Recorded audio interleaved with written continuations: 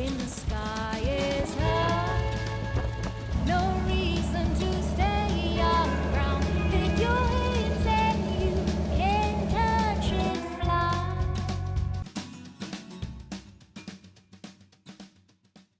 Hey everyone, welcome to the Aviatrix book review. I'm Liz Booker. My guest today is a true aviation professional. She's flown 28 different aircraft and was an airline captain before the age of 30. She's an aviation professor at MSU Denver, an instructional designer and vice president of business and development at Advanced Aircrew Academy, and she's a professional aviation journalist with over 450,000 followers.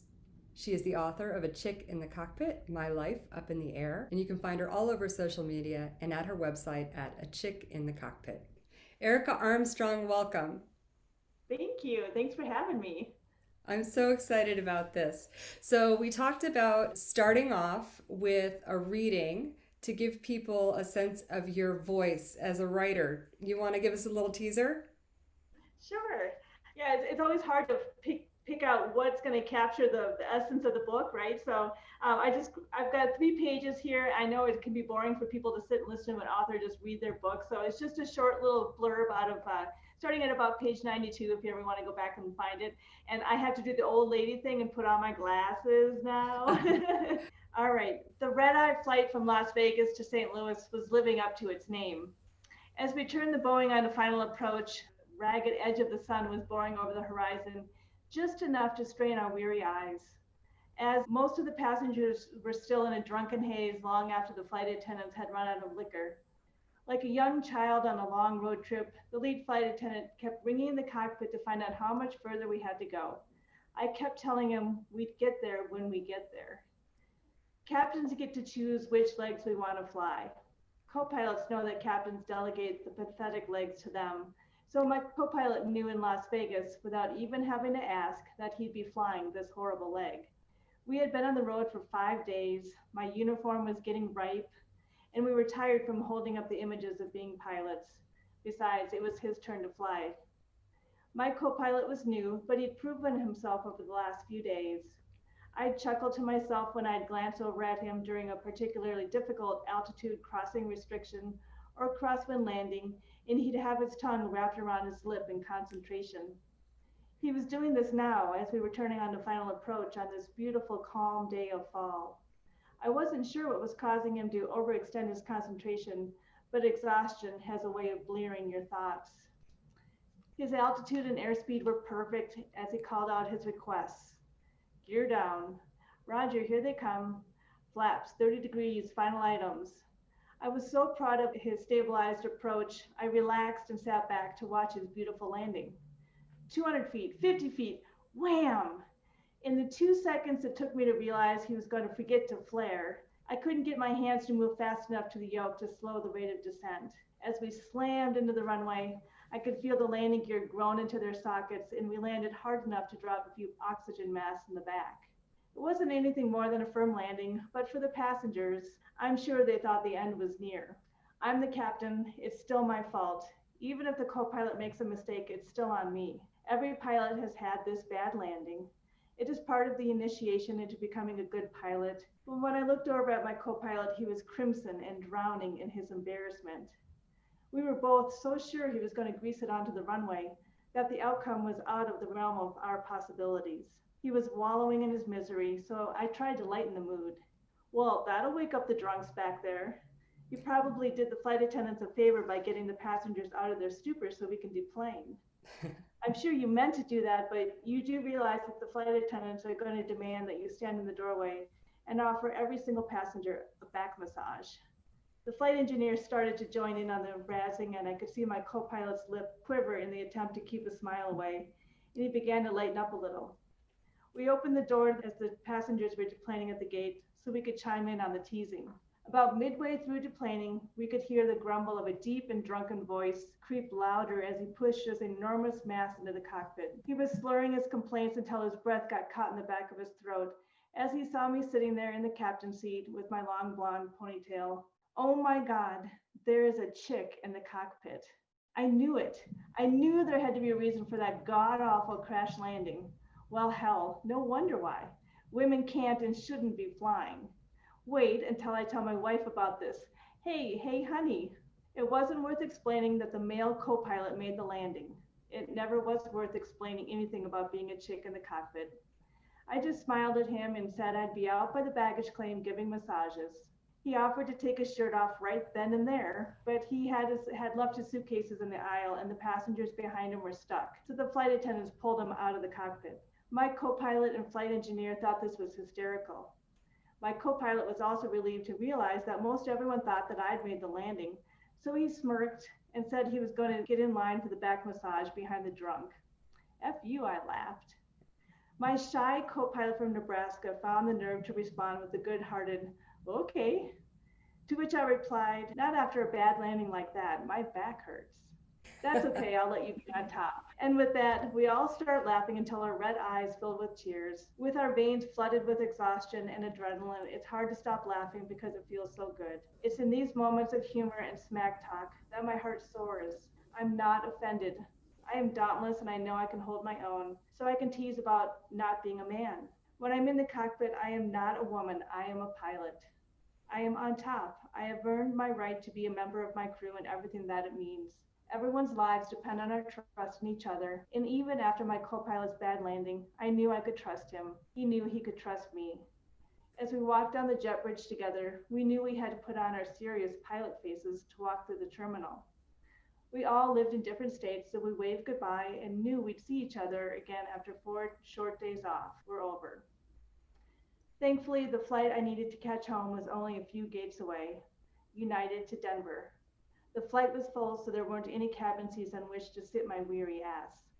I had to sit in the jump seat in the cockpit that was designed by an inventor who learned how to duplicate the comfort of concrete. I arrived in Denver at 6:40 a.m. on the morning of September 11th, 2001. So that was 9/11.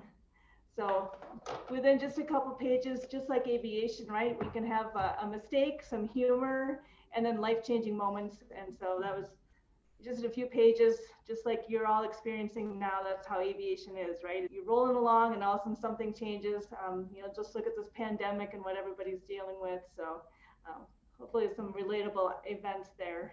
A perfect example of one of the things that I love most about this book and your writing, and you, as I've gotten to know you through the book, is your sense of humor in those situations when people were saying sideways things to you about being a woman in our field. I just thought you handled it really well. I can think of 100 times when I look back at a situation and I think, oh gosh, I wish I'd said this or I said that. And you were on the spot and you knew what to say. So that was awesome. I'm sure every lady out there that's watching this has her list of examples. So talking about things that I love about the book, I think probably my favorite thing about it is the way that you use aviation as a metaphor for life. All the way, I mean, from the checklists that you use in each chapter, which I think really hold the book together really well and keep the theme going, even when the book maybe changes to other topics, all the way down to the title, A Chick in the Cockpit, My Life Up in the Air. You don't know what that means until you read the book. And so right here, I'm going to give a spoiler alert because this talk is a book club talk, right? We did the little reading in the front just to give people who might not have read it an opportunity to get a flavor for the book. But if you haven't read it and you plan to, I definitely feel that this book is worth watching unfold on the page. So pause, come back later after you've read the book. So with that, we'll keep going and jump right in. I want to know why did you write this book? Who did you write it for? And what were you hoping to accomplish? And sometimes writing a book and publishing it are two different things. Why did you publish it? So tell me about all that. The list is long, but the first thing I wanted to do with this book is to bring women into the cockpit. I mean, I know for myself growing up, I didn't know a single woman pilot. I knew of Amelia Earhart, but things didn't turn out very well for her.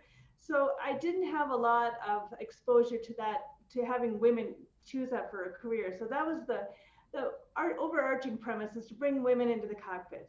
Second of all, I wanted to show how a simple act by somebody else can make such a deep impact for somebody else. So for those of you that haven't read it yet, my book club is actually the heroes of the story. They do one small favor for me, but it was such an impactful thing. it's just a reminder for all of us that throughout our daily lives, everybody's going through some crap, right? We just don't know to what level that person is experiencing it. Just practicing little daily kindnesses can make such a huge difference. So I wanted to be able to show that big picture of it. And then also, women now are conquering aviation. We've broken the glass ceiling up there. But the reality is, we're still the ones that are going to clean up all that glass, right? There's no reason why you can't be a pilot. But we have to be realistic when we talk about a career in aviation, especially for the up and coming women. We put this false illusion on there that, of course, you can have it all. And you can have it all, but at any given moment, you're going to have to sacrifice things for it. And it's going to be a teeter-totter back and forth throughout your whole life. So I just wanted to show you one example of somebody's teeter-totter. Maybe, to acknowledge, hey, if I'm feeling unbalanced, you know what, it sucks, but that's still going to be normal for right now. So and just having the evolution of having platforms even like this to be able to share our challenges, our frustrations. This even, having like the FAST group didn't exist a few years ago. So to be able to just see other women going through the experience and the challenges they're facing. Sorry, I have 2 dogs and a cat. There they go. Life. Yeah, and 2 teenagers. Yeah. So just wanted to be able to, share that experience with somebody else so they can see, because they're going to go through their own challenge. And so I just want them to know that there's other people out here, and you'll be amazed at who will catch you if you're willing to hold your hand out. This is a great way to make connections. Even though it's just a virtual platform, we're here to help each other. And that didn't exist a few years ago. So that's part of the sharing the experience. Yeah, you mentioned Fast Female Aviators Sticking Together, which is a Facebook group, and it's a giant Facebook group, and it's how we got a lot of the members for the book club. And yeah, they are doing amazing things, and there are several others in other niche groups. And yeah, we didn't have that when I was a junior pilot. Oh my gosh, I felt out there on my own trying to do family planning around my career and all of the balance stuff. And you mentioned, trying to show a realistic view of what life is, but I feel like your experience isn't necessarily an average one in terms of the pressures that you had on you. So just to be clear, like for any young woman who's reading this, there are other experiences in the world in terms of having family and work balance. So I've read this assertion that work-life balance is a myth. How do you feel about that? Well, seriously, in aviation, I'm sorry, you're going to be unbalanced quite often. And, it's okay to acknowledge the fact that if you want the whole human experience, if you're going to make that choice to do the whole family thing and have kids and everything, just, when you're 18, 19 years old and just stepping into this career, like for me, I never thought I'd have kids. I never thought I'd be married. I mean, I wanted to fly and nothing else. And the reality is, your life moves along, what makes you happy is going to change.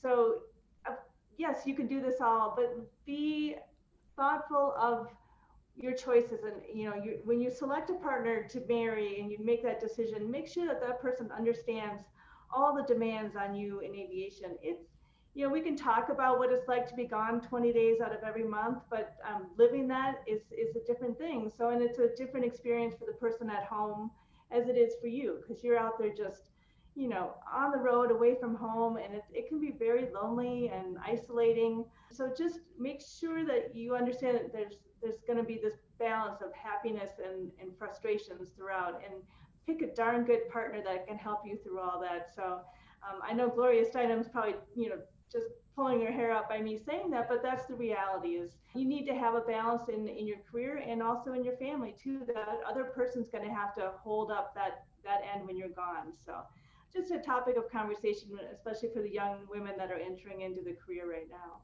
No, I totally agree. And I had the trial run marriage where things didn't go well, but I was fortunate to find someone who has been with me the majority of my all of my flying career and before, and has had to do everything while I was gone on deployment. So yeah, they're out there. You just have to find the right one. So I did a poll in the Facebook group to kind of see where Our members' experiences intersect with yours. I just did 4 things, and not all of them are aviation related because most of your book is not aviation, or probably the more important parts are not aviation related. The first one with the most answers was how many of you were, or aspire to be airline or commuter captains. And so that was the largest group of answers, which isn't a surprise in our group.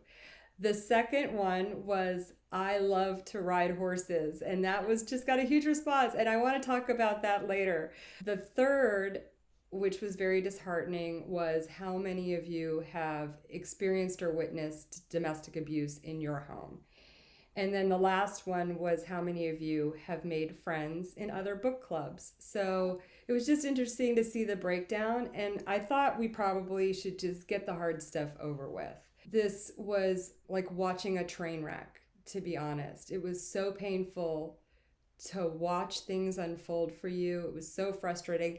Everybody I've talked to wanted to crawl into that book, pull you out of there, and take care of business for you. Trust me, we all wanted that. I don't know what you can say with your perspective now compared to when you wrote the book about that experience, and what advice you might have for women who find themselves in an abusive situation. So for me, that was the most astounding thing, is that since I published this book, I do not go a week without having somebody email me. The instances and the examples that have been given to me are so deep and vast. It blew me away, because I mean, I did a little bit of research gathering for the book itself. Growing up, I did not think I knew anybody that was in a domestic violence situation. I'm sure I did, but just exactly what you said, you wanted to crawl into that book and help people. That's exactly what I want to do too. I want to crawl into your life and help you. The thing with the domestic abuse, even after all this time, is that the abusers count on your shame to keep it quiet. I know for me, it was terribly embarrassing, and I couldn't figure out why. I mean, I was so horrified that I let myself get into the situation. I just felt at the time when you're in the middle of it that I'm just gonna have to deal with it. The abusers are really, there's a pattern to them. The setup was perfect, right? I was in a new town. I didn't have a lot of close friends, nobody really to talk to. New job, I was gone quite a bit. I did not want anybody else to know about this. So I know that there are a lot of women right now that are experiencing this, and nobody knows about it.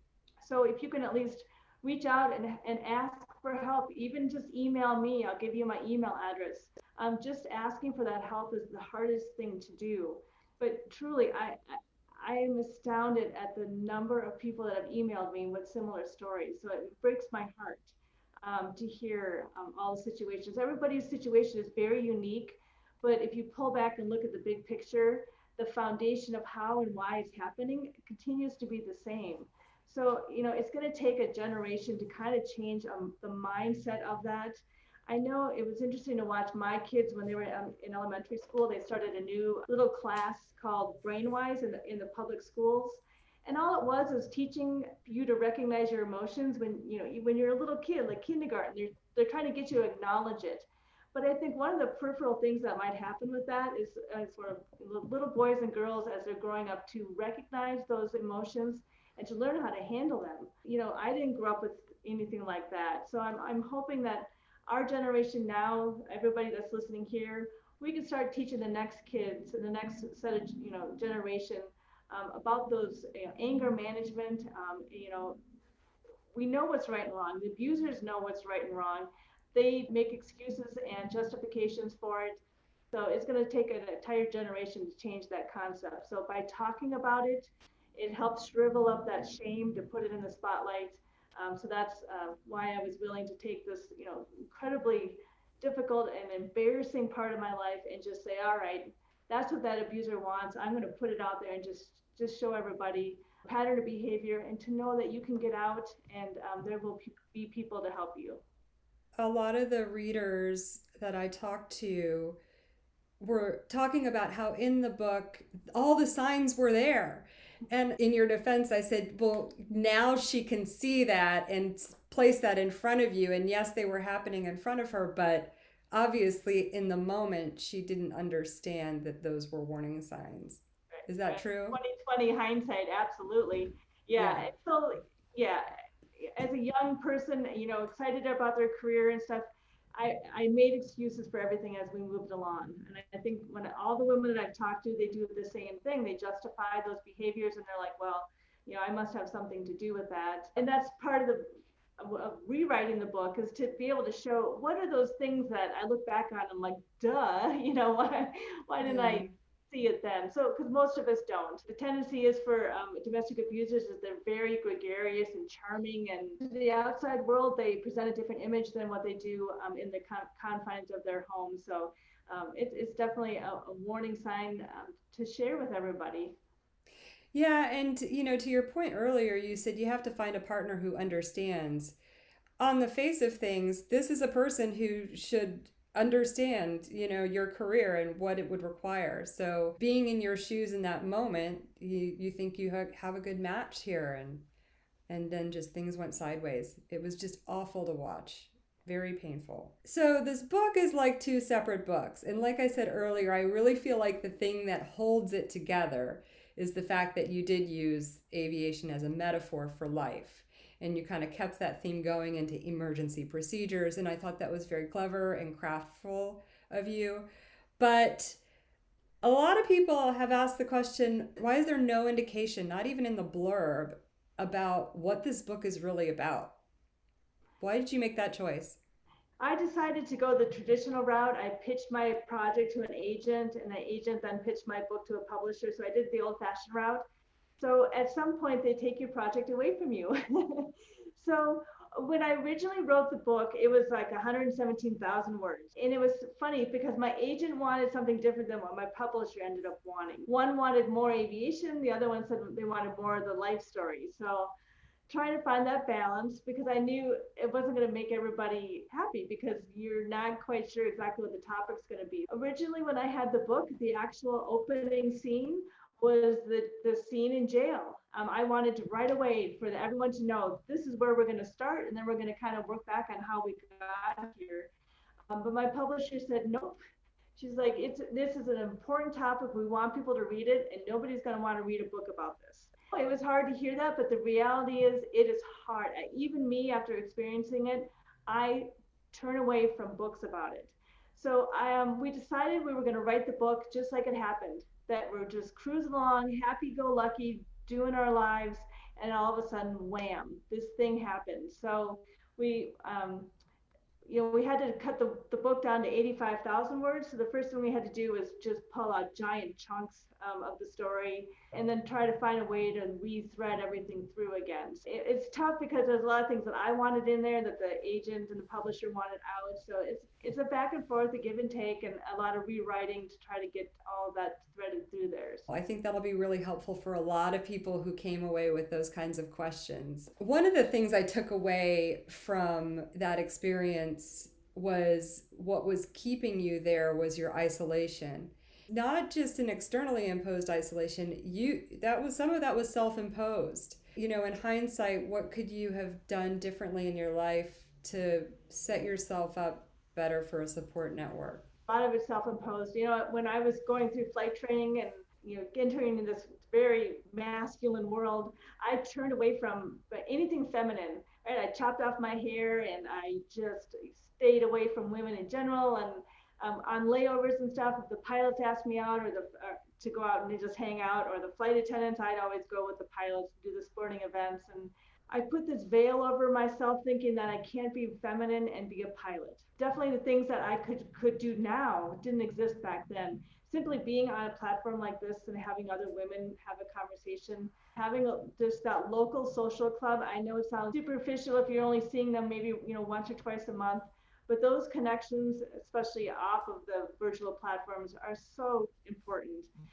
Maintaining those friendships, it truly is important just to have somebody to bounce ideas off of and have conversations with. It's hard to keep this balance, especially with the pandemic going on. We can't see each other, but in the same breath, it's still opening up a whole bunch of other platforms that didn't exist. And reading books and having book clubs, that's an awesome way to make those deeper connections. Thank you for some kind of joy in this book at the end. And thank you for it being a book club. That was fabulous, especially for the first book that we were reading for the book club. When those ladies came into the courtroom for you, tears just started flowing for me. I was so relieved and so happy for you that you finally got what you needed. You needed some external support. How did that feel? I mean, you told us about it in the book, but tell me more.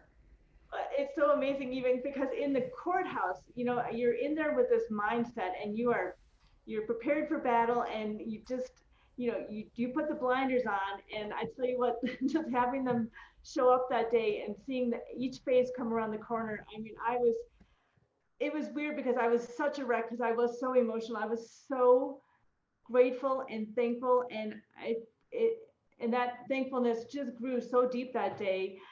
So I had to like fall apart in front of them, and then put myself back together when I walked in that courtroom. But I tell you what, after I put myself back together after those few moments, I was so much stronger than I was just 45 minutes earlier. So Simple Kindness by that book club was just amazing. So what's the thing with women pilots and horses? Isn't that funny? So one of my things I do on the side is I actually research brains, pilot brains. There's actually a personality that is drawn to aviation. So I've also found that there's a personality of women that are in aviation, and we do have this weird connection between horses and aviation. And for me, I think it's that connection with something that can't directly communicate with you. Being on a horse makes you forget yourself. You don't think about yourself anymore. All you're doing is paying attention to this creature and trying to understand what it's saying, what it wants from you. I think that same skill that women have for flying airplanes and riding horses are actually the same axis in the brain. I think women pilots, when they are in the airplane, are much more able to listen to that airplane. Airplanes speak to you. When it has a problem, it tells you. You just have to pay attention to it. I think there's some segment in the brain that personality, and it's the thrill and a little bit of a adrenaline rush riding horses. I think is the same thing. The reason why we are drawn to aviation too. I mean, you're controlling this giant animal. It's got to give you a little confidence boost that you can control a giant machine, right? Absolutely right. They're both magnificent beasts. One's metal, Right. one's a horse. Yeah. This word chick is a little provocative for some people. So why did you choose to use that on the cover of the book? Yeah, absolutely. I just wanted to throw it all back in their faces. That's the absolute truth, right? So we take a negative connotation, and to be able to just put it in the spotlight, tongue in cheek, and say, look, yep, you can call me whatever you want. Doesn't matter. I'm still in the captain's seat of that airplane. Doesn't matter what words you use to call who I am. That's not going to change my position and my power. Just kind of kind of throw it back at it. It's funny because I've never had a guy say, I'm offended by it, but I've had a ton of women. I just had one like just maybe 10 days ago who just read me the riot act, telling me that I was out there soliciting sex by calling myself a chick in the cockpit. I'm like, yeah, I'm like, what?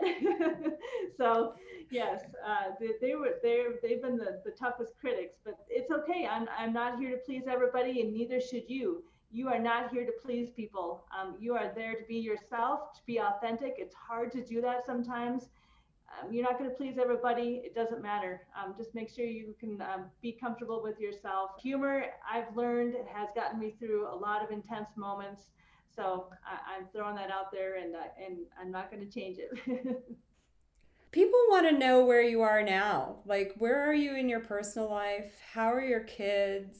How's the relationship that you talked about at the end of the book, if you're willing to talk about that? And where are you going professionally? My oldest daughter, it's her last year of high school, so she's already sent out her college applications. So I'm freaking out a little bit that she's already heading off to college. My other daughter, she's in 10th grade, so a couple years left. I've been having so much fun with them, even though they're teenagers. We still have so much fun, and I'm so appreciative that I've been able to be here for them. So the relationship in the book, he ended up moving to the other side of Colorado. I'm still here, but life is good.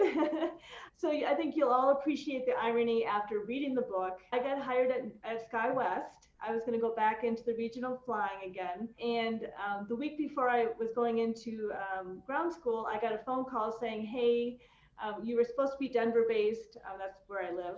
But we've changed our contract, so you're going to have to go to Cincinnati. So that means 20 days on the road in Cincinnati, and I couldn't do it. So they've, held a slot for me, but I postponed all of that. I'm working for Advanced Air Crew Academy doing corporate pilot training. I was getting ready to go back to SkyWest again. My other daughter was old enough to drive now. And so last year in March, I was driving to brunch to go meet my two best friends, and I got hit by a drunk driver. So I lost my hearing in my left ear, and there's some peripheral damage in there, so I can't equalize with air pressure.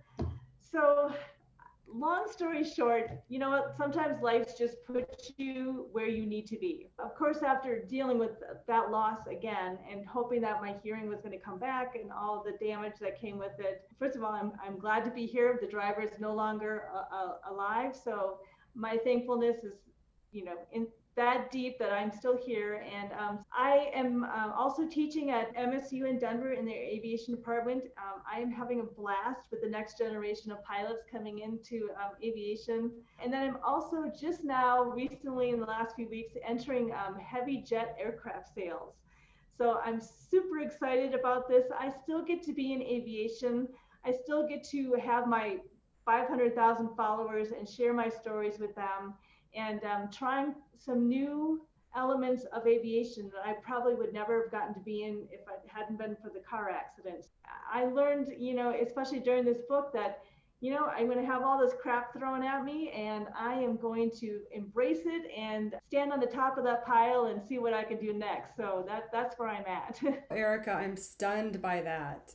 You can't get a break, lady. My goodness. Oh, wow. So is that the only physical effect? Yeah, that's all that's left over. The hard part is the inner ear is just, there's not a lot of replacement parts for it. The problem, what happens with the brain when it has a sudden hearing loss, is it replaces it with a tone. So I have this crazy tinnitus thing that I've never had before. And so the first few months was just, truly, absolutely drove me crazy, because you notice it the most when it's quiet. I think all pilots have just a little bit of tinnitus, or that maybe a little bit of hearing loss, but this was different. There's a whole other level. So I've been working with the medical doctors outside of the FAA, so that when I do enter my hat in the arena, I can at least get a third-class medical. So I'm trying to do it right, make sure that I do all the steps that they're telling me to do. But they've all told me that I need to eliminate the ability to fly under the commercial license, so ATP license. So third class medical is what I'm hoping for now. I am grateful for you that if that's all that you have left over from that accident, I'm so sorry it happened. But yeah, it really probably puts into perspective, as much as this year has put into perspective for everyone, what we need to be grateful for and what our priorities need to be. Wow. It's been a rough year for a lot of people in aviation. A lot of students have had their training interrupted. For you, if you had been going in, who knows if you would have been able to progress at all at this point. And then careers, people taking early retirement, being furloughed. It just feels really bleak. Do you see anything bright in the future for those people who are hanging on? I do. So my major is in economics, so I'm always looking at the big picture of the airline industry. All you have to do today is go Google the Dow Jones Transportation Index, and it's going to give you a good idea where we're back at. All you student pilots out there, you guys, I promise you, in 18 months, you're going to be rocking and rolling. The airlines, even in business aviation, because that's where I work, in business aviation. So I work with like 500 different flight departments. I see what's happening out there. Business aviation has been thriving. We have our attrition charts that we've been planning over the next 10 years are thrown out the window. The airlines, I think, just kind of overshot their goals. We just didn't know what this pandemic was going to do. So we have retired so many pilots early. It is mind-boggling. Now that we've got the vaccine just on the horizon, they're just now getting it out there. If it works, you're going to see our industry struggling to fill those pilot seats. I just saw a regional airline is getting ready to get started again and do some mass hiring. So all you student pilots, CFIs, in 18 months, you're going to email me and say, thank you for telling me to hang in there, because barring any other, gigantic economic disaster, aviation has got a 1 year's worth of pent up travel and pilot training, and you guys are going to come in at the perfect time. So Erika at a chickinthecockpit.com is my email. You can email me. I just want to thank you for your courage in sharing this story. That was the thing that struck me most about this, was just like what you're saying, being able to be authentic and share those personal details with the world. You really have to be comfortable with yourself to be able to do that. I think it's very brave. And I just want to thank you so much for sharing it with us and sharing your time with me tonight and being my first interview. Thank you. I could not have asked for a better first guest, because you've done so many of these and you mentored me through this whole process. So thank you. Oh, you did awesome. And for all those of you listening, I'm so happy that you guys are all here and you're all joining in on this. And I'm so excited to see you as we move all through the other books that we're going to read. It's such a great way to increase the depth of all of our experiences by sharing other people's knowledge and experiences. So looking forward to seeing everybody. Thank you, Erika. Thank you so much for joining me on the Aviatrix book review. I hope you enjoyed it. Please like and subscribe and turn on notifications and share with your friends. And join us next month when we'll be talking with Lauren Kessler, the author of The Happy Bottom Riding Club, The Life and Times of Poncho Barnes. I look forward to our book discussions next month. Blue skies, everyone. And here I am, I'm ready to go again. I'm ready to say goodbye when the sky